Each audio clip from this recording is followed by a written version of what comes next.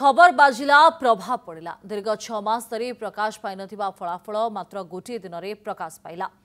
तेबे बारिपदा तकतपुर स्थित महाराजा पूर्णचंद्र स्वयंशासित महाविद्यालय में परीक्षाफल प्रकाश में अनियमितता अभियोग आमरण अनशन में बसी छात्र छात्री। स्नातकोत्तर परीक्षा एप्रिल मासरू सरी भी परीक्षाफल बाहर विलंब को नहीं छात्र छात्री उच्चशिक्षार वंचित होते।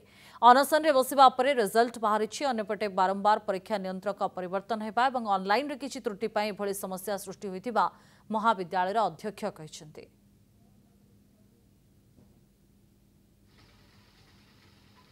से पिला पाखक जाई मो विभाग रे बुझली ऑलरेडी समानक रिजल्ट हो सारी से डाकी नहीं आसिक रिजल्ट आम प्रदान कलु एवं से खुशी रे गले।